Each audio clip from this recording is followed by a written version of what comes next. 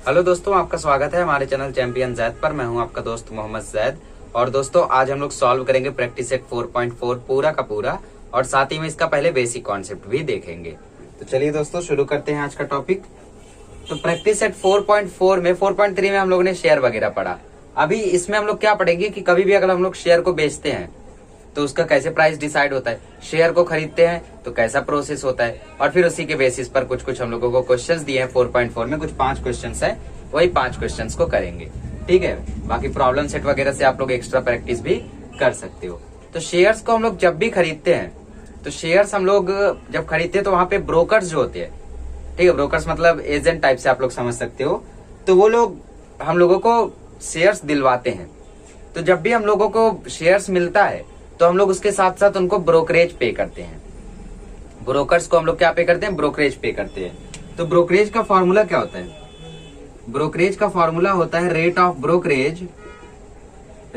Brokerage upon 100 into market value. Market value के हिसाब से जो ब्रोकर्स होते हैं वो अपना रेट रखते हैं और फिर ब्रोकरेज लेते हैं। तो कभी भी हम लोग जब शेयर को खरीदते हैं, ठीक है, purchase value of a share, कभी भी हम लोग किसी शेयर को खरीदते हैं तो वहां पे हम लोग क्या पे करेंगे? हम लोग मार्केट वैल्यू पे करेंगे, साथ ही में हम लोग ब्रोकरेज पे करेंगे। और अगर आपको क्वेश्चन में जीएसटी बोला है तो हम लोग वहां पे जीएसटी भी इंक्लूड करेंगे, आइदर नो नीड। ये दो इंपॉर्टेंट है, ये आपको टेक्स्ट बुक में नहीं दिया बट इसको लिखिए। तो जब भी हम लोग शेयर को खरीदते हैं तो उस समय हम लोग मार्केट वैल्यू पे करेंगे, साथ ही में जो ब्रोकर होगा उसको उसका ब्रोकरेज देंगे, फिर हम लोग जीएसटी पे करेंगे। सवाल आता है ये जीएसटी किस बेसिस पे करेंगे, कैसे पे करेंगे? तो ये जीएसटी ब्रोकर के ब्रोकरेज पर पे करेंगे। ठीक है, देखो कैसे। जीएसटी का फॉर्मूला होता है रेट ऑफ जीएसटी अपॉन 100, ठीक है, अमाउंट जीएसटी इसको लिख सकते हैं, या फिर जीएसटी अमाउंट इनटू ब्रोकरेज, मतलब ब्रोकर का जितना अमाउंट होगा फिर उससे हम लोग कैलकुलेट करेंगे अमाउंट जीएसटी। जैसे रेट ऑफ जीएसटी अगर 28 है और ब्रोकर ने पैसा लिया है 100 रुपए, तो 100 कट जाएगा तो 28 रुपया मुझे जीएसटी भी पे करना पड़ेगा। तो 100 रुपया है मार्केट वैल्यू, ब्रोकर को मुझे 28 रुपया देना पड़ा, इसको जीएसटी पे करना पड़ा, तो टोटल वैल्यू जो हो जाएगा शेयर खरीदते समय वो हो जाएगा 156। अब बात करते हैं कि जब भी हम लोग शेयर को बेचते हैं तब क्या हाल रहता है। ठीक है, selling price of a share, एक शेयर की हम लोग बात कर रहे हैं। कई सारे शेयर आएंगे तो एमवी की जगह क्या आ जाएगा? Sum invested. तो selling price of a share is equal to, पहली बात मार्केट वैल्यू में से ब्रोकरेज और साथ ही में जीएसटी। ठीक है, क्योंकि शेयर को बेचते समय भी हम लोगों को ब्रोकर्स की मदद लेनी पड़ेगी, और ब्रोकर्स की मदद लेनी पड़ेगी तो उसके बेसिस पर जीएसटी भी पे करना पड़ेगा, और जो मार्केट वैल्यू है वो तो है ही। ठीक है, तो ये आप लोगों का कुछ बेसिक फॉर्मूला है जो आप लोगों को दिया गया है। जब खरीदते हैं उस समय फॉर्मूला ये लगेगा, जब बेचेंगे तो फॉर्मूला ये लगेगा। ठीक है, तो यहाँ पे ब्रोकरेज का फॉर्मूला आप लोगों को समझ में आया, rate of brokerage upon 100 into market value, और साथ ही में यहाँ पे जो जीएसटी लगेगा, अमाउंट जीएसटी, वो ब्रोकरेज पर लगेगा। तो rate of GST upon 100 into brokerage. तो अब हम लोग पहला क्वेश्चन करते हैं। ठीक है, तो मैं अमाउंट जीएसटी वाला फॉर्मूला रफ कर देता हूँ क्योंकि हम लोगों को इसकी ज्यादा जरूरत है नहीं, इसमें हम लोगों का ये फॉर्मूला मेन है। तो पहले क्वेश्चन में बोला है market value of a share. ठीक है, पहला क्वेश्चन करते हैं। पहले क्वेश्चन में बोला है मार्केट वैल्यू जो है शेयर की वो 200 रुपए है, और उस पे जो ब्रोकरेज का रेट है, ठीक है, ब्रोकर जो पैसा ले रहा है, जो रेट है उसका वो है 0.3%। ज्यादा नहीं लेते लोग, थोड़ा सा ही लेते हैं। और फाइंड करो purchase value of a share, मतलब ये निकालना है। तो इसके लिए हमें एमवी मालूम रहना चाहिए, हमें ब्रोकरेज मालूम रहना चाहिए। यहाँ पे जीएसटी नहीं बोला है, जीएसटी की चर्चा करे तो इंक्लूड करो, नहीं किया है तो इतना ही फॉर्मूला यूज करो, इसको छोड़ दो। अगर उसमें जीएसटी बोला है कि जीएसटी इतना लग रहा है तो पूरा लिखो, उसमें जीएसटी देखो नहीं बोला है तो इसको छोड़ दो, ये दो ही इंक्लूड करो। तो इसके लिए हमें ब्रोकरेज मालूम रहना चाहिए, बट हमें ब्रोकरेज नहीं मालूम है। तो ब्रोकरेज का फॉर्मूला क्या है? Rate of brokerage upon 100 into market value. तो यही से फाइंड कर लेते हैं। रेट ऑफ ब्रोकरेज कितना है? 0.3। मार्केट वैल्यू क्या चल रही है? 200। तो 2 0 कट गया, 0.3 को 2 से मल्टीप्लाई करोगे तो आंसर आएगा 0.6 रुपीज। तो purchase value of a share formula क्या है? Purchase value of a share is equal to market value plus brokerage. Market value तो 200 है और साथ ही में ब्रोकर ले रहा है 0.6 रुपए, तो ये हो जाएगा 200.6 rupees is the purchase value of a share. यही अगर सेलिंग वैल्यू होता तो 200 में से 0.6 माइनस कर देते। बहुत ही इजी है, इसको कर लीजिए। बाकी दूसरा तीसरा भी इसके ही जैसा है, डोंट वरी कराऊंगा, बट इसको पहले कर लीजिए, फिर हम लोग करते हैं क्वेश्चन नंबर 2। आइए गाइस क्वेश्चन नंबर 2 करते हैं।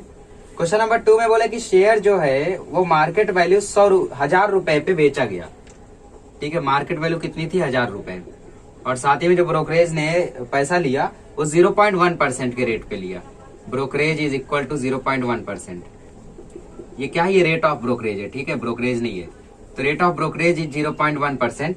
तो हमें फाइंड करना है amount received after the sale, मतलब selling price of a share निकालना है। ठीक है, तो उसके लिए हमें ब्रोकरेज मालूम रहना चाहिए। ब्रोकरेज का फॉर्मूला क्या है? ब्रोकरेज का फॉर्मूला है rate of brokerage upon 100 into market value. Rate of brokerage upon 100 into market value. Rate of brokerage है 0.1 अपॉन 100 और मार्केट वैल्यू है 1000। तो 0 0 कट गया, 0 0 कट गया, आंसर मिला 0.1 इंटू 10, तो आंसर आया 1 रुपया। तो मतलब 1 रुपया मुझे ब्रोकर को देना पड़ेगा, और 1 रुपया ब्रोकर को देना पड़ गया। मार्केट वैल्यू इतनी थी, तो 1000 रुपए में शेयर तो बिका, बट 1 रुपया किसको देना पड़ा? 1 रुपया ब्रोकर को देना पड़ा। तो इसकी वजह से यहाँ पे selling price of a share क्या हो जाएगा? Selling price of a share is equal to market value minus brokerage. ठीक है, GST is not included, hence you should not write it.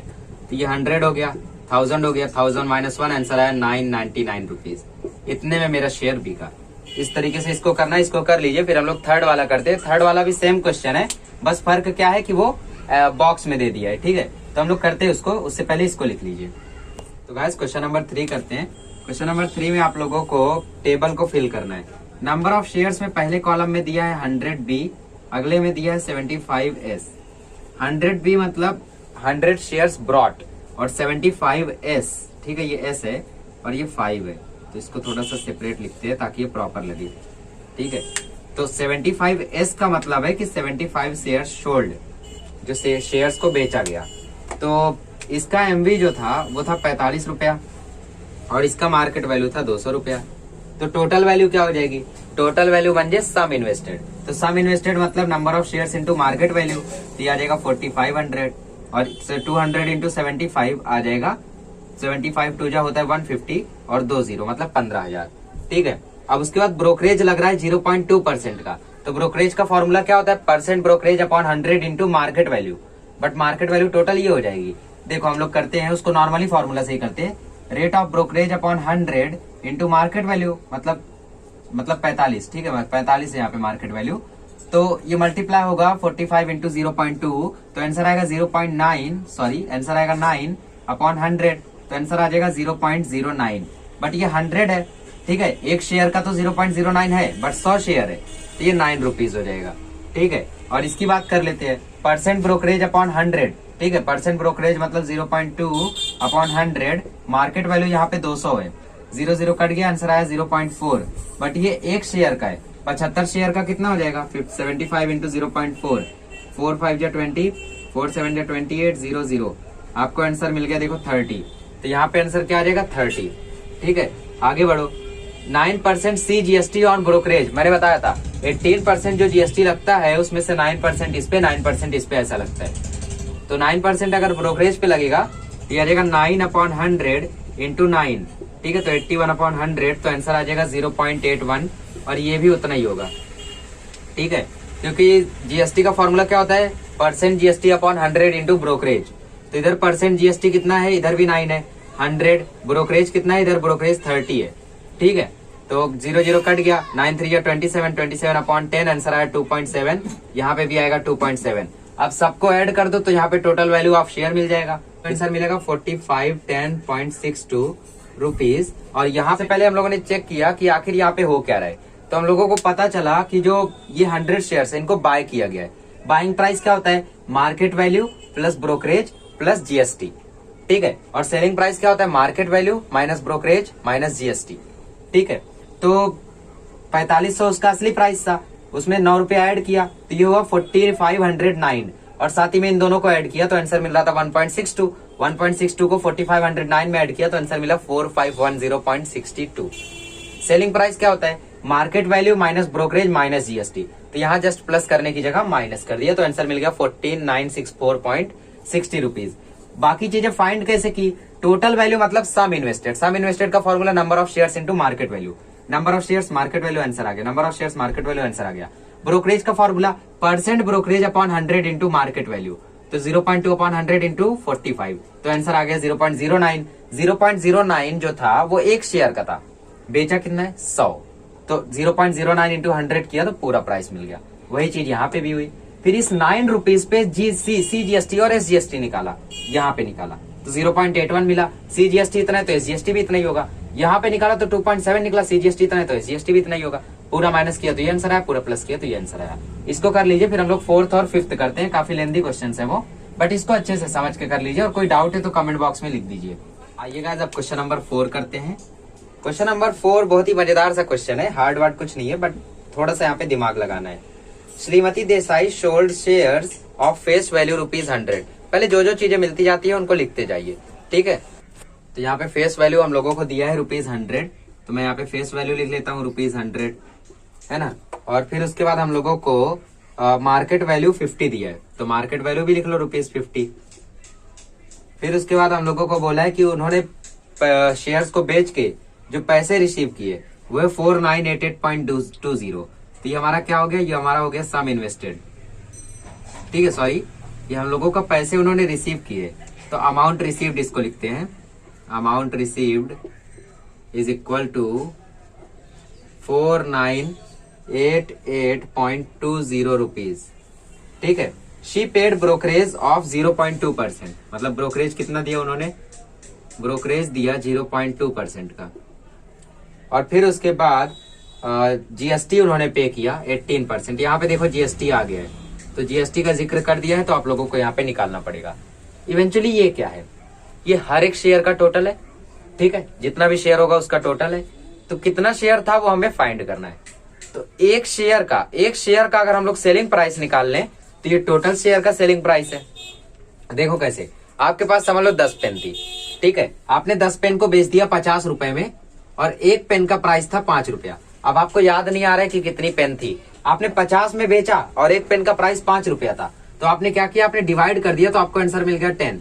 तो आपको याद आ गया कि हाँ इतनी पेन्स थी। तो यहाँ पे भी जितने में बेच दिया और अपॉन एक शेयर कितने का था, ये अगर हम लोग निकाल ले तो हम लोगों का आंसर जो है वो सामने रहेगा। एक शेयर का प्राइस क्या होगा, selling price of a share. अगर मैं एक शेयर की बात करूं तो उसका फॉर्मूला मैंने आप लोगों को बताया है, market value minus brokerage minus GST, ठीक है। ब्रोकरेज, GST और मार्केट वैल्यू से आप लोग माइनस करोगे। मार्केट वैल्यू हमारे पास है, हमारे पास ब्रोकरेज नहीं है, और हमारे पास GST है लेकिन उसका अमाउंट नहीं मालूम है। तो पहले हम लोग ब्रोकरेज निकाल लेते हैं। ब्रोकरेज का फॉर्मूला क्या है, ब्रोकरेज का फॉर्मूला है rate of brokerage upon 100 into market value. Rate of brokerage देखो दिया है 0.2 अपॉन 100 और मार्केट वैल्यू है 50। 51 50, 52 100, आंसर आया 0.1। ये आपका ब्रोकरेज कितना हो गया, ब्रोकरेज हो गया 0.1 रुपीज। अब इसके बाद GST निकालना है, तो GST का फॉर्मूला क्या है, GST amount is equal to rate of GST upon 100 into brokerage.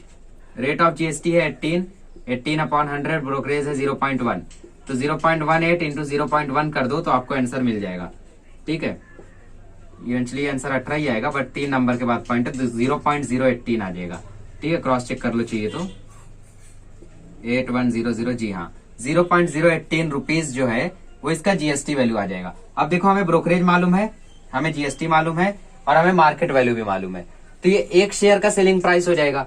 तो 50 माइनस 0.1 माइनस 0.018 माइनस कर दो। 50 में से 0.1 गया तो मिलेगा 49.9, क्योंकि 49.9 प्लस 0.1 कितना होता है, 50 होता है, ठीक है। अब इसमें से 0.018 को माइनस करो, तो ये सब चीजें आपको मालूम रहनी चाहिए। 49.900 में से माइनस कर रहे हैं 0.018, ठीक है। जितना नंबर इधर है उतना नंबर वहां पे भी लिख दो, कुछ नहीं है तो 0 ऐड कर लो। अब देखो ये इससे बोरो करेगा तो ये 9 हो जाएगा, ये 10 हो जाएगा। 10 में से 8 गया 2, 9 में से 1 गया 8, 8 में से 0 गया 8 पॉइंट, इधर आया 49.882, ठीक है। तो ये क्या हो गया आपका, ये सेलिंग प्राइस ऑफ 1 शेयर हो गया। तो आप लोग देखो सेलिंग प्राइस ऑफ 1 शेयर आपको मालूम है और total price of all the shares मालूम है। तो जैसा कि मैंने कहा, आपने पेन्स बेची थी 50 रुपए में और एक पेन का प्राइस था 5 रुपया, बट आपको याद नहीं है कि कितना पेन बेचा था, तो आपने एक पेन के प्राइस से टोटल प्राइस को डिवाइड कर दिया, ठीक है। तो आपको आंसर मिल गया 10 पेन था। तो वही चीज यहां पे भी करेंगे। Number of shares is equal to total value of shares upon selling price of 1 share. ठीक है, और ऊपर आप लोग इसके अलावा लिख सकते हो selling price of all share. तो 4988.20 है और नीचे है 49.882। तो यहां पे देखोगे तो 3 नंबर के बाद पॉइंट है, तो 1000 से ऊपर नीचे मल्टीप्लाई कर दो। ठीक है, तो ऊपर करोगे तो 498820 और एक और 0 आ जाएगा क्योंकि उधर पॉइंट है, और नीचे आ जाएगा 49882। अब देखो ये देखो दोनों नंबर सेम है, तो इसको इससे काट दो, ये 1 जा चला जाएगा, बचा 2 0, तो आंसर आ गया 100। देयरफॉर नंबर ऑफ शेयर्स कितने थे? 100 शेयर्स थे। बहुत ही इजी क्वेश्चन है, बहुत छोटा क्वेश्चन है, बट लॉजिक। तो हम लोगों ने किया क्या? सेलिंग प्राइस ऑफ 1 शेयर निकाला और total price of all the shares हमें मालूम था। तो एक शेयर का सेलिंग प्राइस कैसे निकाला? Market value minus brokerage minus GST से। ब्रोकरेज निकाला इस फॉर्मूले से, जीएसटी निकाला इस फॉर्मूले से, फिर हम लोगों को एक शेयर का सेलिंग प्राइस मिल गया और टोटल हम लोगों को मालूम था, तो नंबर ऑफ शेयर्स मिल जाएगा। जैसे ये एग्जाम्पल आप लोगों को समझा होगा तो ये सब भी एकदम समझ में आया होगा। इसको कर लीजिए, फिर हम लोग करते हैं 5वां क्वेश्चन। आइएगा इस क्वेश्चन नंबर 5 करते हैं। क्वेश्चन नंबर 5 देखो बहुत ही बढ़िया सा क्वेश्चन है। इसमें आपको पहले पता करना है कि उनको प्रॉफिट हुआ या लॉस हुआ, फिर पता करना है प्रॉफिट हुआ तो कितने का, लॉस हुआ तो कितने का। तो क्वेश्चन क्या है? मिस्टर डिसूजा ने कुछ शेयर्स को खरीदा। जितना शेयर खरीदा लिख लो। Number of shares is equal to 200। Market value क्या था उस समय? मार्केट वैल्यू था मार्केट वैल्यू आपको नहीं दिया, आपको दिया है फेस वैल्यू जिसकी वैल्यू है 50 रुपया, और आपको प्रीमियम पे दिया है। शेयर किस पे है? शेयर प्रीमियम पे है, और कितना प्रीमियम है? 100 रुपए का। तो आपको मार्केट वैल्यू दिख रहा होगा। मार्केट वैल्यू कैसे निकालेंगे? Market value is equal to face value plus premium, starting price plus premium. तो 50 प्लस 100, ठीक है, क्योंकि फेस वैल्यू क्या होता है? फेस वैल्यू आपका प्रिंटेड प्राइस होता है, और उसके ऊपर मार्केट के स्टॉक के हिसाब से चेंजेस होते रहते हैं। तो प्रीमियम पे चला जाता है, कभी डिस्काउंट पे चला जाता है, कभी पार पे रह जाता है। फिर उनको 50% डिविडेंड मिला शेयर पे। ठीक है, उनको फिर डिविडेंड मिला 50% का। तो डिविडेंड का फॉर्मूला क्या होता है? Rate of dividend upon 100, rate of dividend upon 100 into face value. ठीक है, जो जो चीजें बोलती है निकालते चलो। रेट ऑफ डिविडेंड दिया है 50 अपॉन 100, फेस वैल्यू कितना है? 50। 0 कट गया, 0 कट गया, 0 कट गया, 0 कट गया, 5 5 जा 25। तो 25 रुपीज है इनका डिविडेंड ऑन 1 शेयर। एक शेयर पे डिविडेंड कितना है? 25 रुपए का। तो टोटल डिविडेंड कितना हो जाएगा? Therefore total dividend income is equal to 200 share था, एक शेयर पे 25 है, तो 25 इंटू 200, तो आंसर आ गया 5000। तो 5000 रुपया इनको अभी प्रॉफिट हो चुका है। ठीक है, उसके बाद बोला है कि डिविडेंड को रिसीव करने के बाद उन्होंने 100 शेयर को डिस्काउंट पे बेच दिया 10 रुपए के, और फिर कुछ शेयर्स को उन्होंने प्रीमियम पर बेच दिया 75 रुपए के, और इस ट्रांजेक्शन के लिए उन्होंने 20 रुपया ब्रोकरेज पे किया। तो अब फाइंड करो उनको प्रॉफिट हुआ या लॉस हुआ। तो इसमें से अब हम लोग क्या फाइंड करेंगे? अब हम लोग फाइंड करेंगे सम इन्वेस्टेड, मतलब कितना पैसा लगाया था। ठीक है, तो इसको हम लोग 3 पार्ट शायद लग जाएगा करने में, तो मैं थोड़ा छोटा छोटा लिखता हूँ। सम इन्वेस्टेड का फॉर्मूला क्या होता है? Number of shares into MV, number of shares into MV. ठीक है, number of shares, number of shares है 200, मार्केट वैल्यू कितना है? मार्केट वैल्यू है 150 का, यहाँ पे देखो, और प्लस उन्होंने जो ब्रोकरेज दिया था उसको भी ये ध्यान में रखो। ठीक है, तो ये हो गया 30,000 रुपया प्लस 20, तो 30,020 का उन्होंने इन्वेस्टमेंट किया था। अभी इससे ज्यादा आना चाहिए उनका प्रॉफिट। तो पहले जो उन्होंने बेचा शेयर को उसको देखते हैं। पहली बार जब उन्होंने बेचा तो 10 रुपया डिस्काउंट दे दिया था। फेस वैल्यू तो 50 रुपए थी, अब उस पर आप 10 रुपए डिस्काउंट दे रहे हो, तो मार्केट वैल्यू क्या हो जाएगी? एफवी माइनस डिस्काउंट, मतलब 50 माइनस 10, तो आंसर आ गया 40 रुपया। ये उनका एमवी है। ठीक है, तो इनमें इसमें उन्होंने कितना अमाउंट रिसीव किया होगा वो भी निकाल लेते। कितना शेयर बेचा था? 100 शेयर बेचा था। तो सम इन्वेस्टेड का फॉर्मूला होता है number of shares into market value. Sum invested की जगह लिखो अमाउंट रिसीव्ड, क्योंकि इस समय क्या कर रहे हैं? वो बेच रहे हैं। अमाउंट रिसीव्ड, तो नंबर ऑफ शेयर्स थे 100 और 40 रुपया मार्केट वैल्यू, तो आंसर आया 4000 रुपया। ठीक है, और माइनस इन्होंने 20 रुपया ब्रोकरेज भी पे किया होगा। ठीक है, -20, क्योंकि इस समय ये बेच रहे हैं शेयर्स को, तो यह आ जाएगा 3980 रुपए। अब इसके बाद उन्होंने 100 शेयर को प्रीमियम पर बेचा, तो मार्केट वैल्यू क्या हो जाएगी? FV plus premium. Face value तो 25 था, सॉरी 50 था, प्रीमियम कितना दिया इन्होंने 75 रुपए का, तो 50 + 75 तो आंसर आ गया 125 रुपीज। ये हो गया मार्केट वैल्यू। तो अब इन्होंने कितना अमाउंट रिसीव किया होगा इनको बेच के, तो amount received is equal to number of shares into MV। 100 share बेचा और मार्केट वैल्यू 125 का हो गया था, तो आंसर आ गया 12,500 रुपए। ठीक है, और साथ ही में 20 रुपया ब्रोकरेज भी पे किया, उसको भी ध्यान में रखो, उसको बार बार मत छोड़ दिया करो। 12,480। अब देखो ध्यान से, ये क्या है, एक बार जब उन्होंने बेचा तब, और ये दूसरी बार उन्होंने बेचा तब, तो ये दोनों को हम लोग ऐड करेंगे। साथ ही में ये जो 5,000 उनका और प्रॉफिट हुआ था इसको ऐड करेंगे, इसमें से माइनस करेंगे, और फिर उसके बाद देखेंगे कि ये तीनों ऐड करके इससे बड़ा आ रहा है क्या। देखो ये 5,000 है, ये 4,000 है, ये 13,000 है, ऐसा समझ लो मोटे में। तो 5 4 9 12 21 हो जाएगा। देखोगे तो ये 22,000 के करीब हो रहा है और ये 30,000 है। तो इसका मतलब इन्होंने जो इन्वेस्टमेंट किया वो जो अमाउंट उन्हें मिला उससे कम है, तो इसका मतलब इनको लॉस हो रहा है। तो यहाँ पे लिखो total amount received, total amount जो इन्होंने रिसीव किया होगा उसके बाद, तो इसमें कौन कौन इंक्लूडेड होगा, इसमें इनका डिविडेंड शामिल होगा 5,000 का, इसमें इनका पहली बार जब बेचा शेयर को 3,980 वाला, और साथ ही में जो 12,480 दोबारा हासिल किया उसका। तो 5,000 + 3,980 आ जाएगा 8,980, और 12,480 भी उसमें ऐड कर लो। ठीक है, तो 12,480 + 8,980 टोटल करो 0 6 9 5 14 और 13 8 21, तो आपको आंसर मिला 21,460। ये क्या है, ये आप लोगों का टोटल अमाउंट रिसीव्ड है, कितना अमाउंट उन्होंने रिसीव किया होगा। अब देखोगे तो ये सिर्फ 21,460 है और ये 30,000 तक है, तो इसका मतलब यहाँ पे क्या हो रहा है, यहाँ पे लॉस हो रहा है। ठीक है, देयरफॉर यहाँ पे लिखो the sum invested is less than the amount received. ठीक है, जितना उनको अमाउंट मिला उससे बहुत कम है।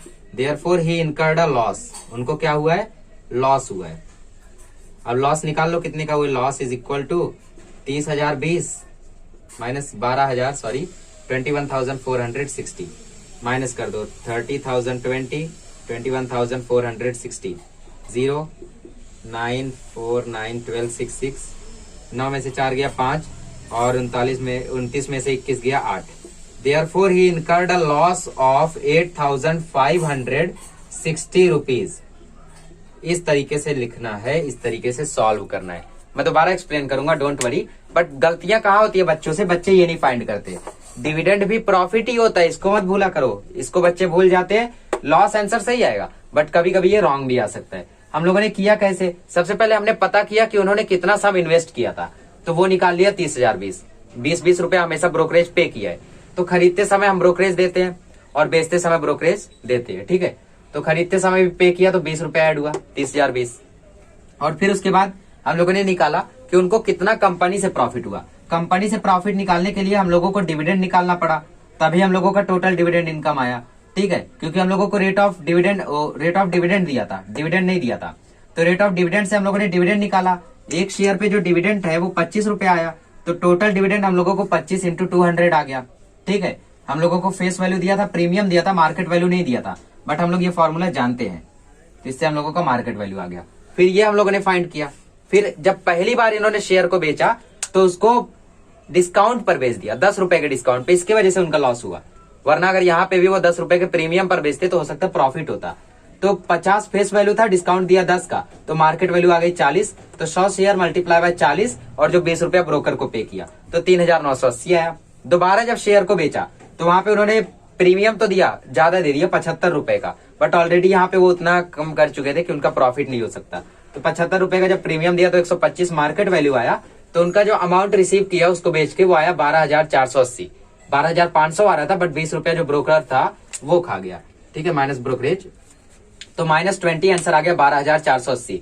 तो टोटल अमाउंट जो उन्होंने रिसीव किया होगा उसमें ये पहला वाला और ये दूसरा वाला और वो तीसरा वाला हम लोगों ने ऐड कर दिया।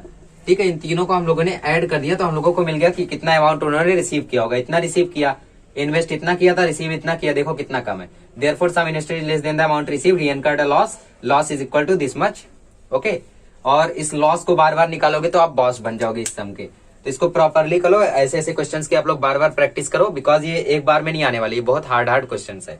ठीक है, लेंदी है, मुझे पता है आपको हार्ड लगेंगे एक बार में, बट 3 बार 4 बार करोगे आपको इजीली आएगा। तो इस तरीके से हमारा फाइनेंशियल प्लानिंग चैप्टर खत्म होता है। प्रॉब्लम सेट मैं इस साल नहीं कराऊंगा बिकॉज रिड्यूस हो चुका है, तो बच्चे इसको कर नहीं रहे, तो इसलिए मैं बाकी सब्जेक्ट्स पर अभी फोकस करूंगा, और प्रॉब्लम सेट जो है वो नेक्स्ट ईयर के स्टूडेंट्स के लिए मिल जाएगी। चलिए मिलेंगे अगले लेक्चर में, तो हम लोग स्टैटिस्टिक्स को भी खत्म करेंगे। डोंट वरी, उसका प्रॉब्लम सेट में टाइम निकाल के बीच बीच में कराते रहूंगा, इसका भी करा दूंगा अगर टाइम मिला तो। चलिए मिलते हैं अगले लेक्चर में।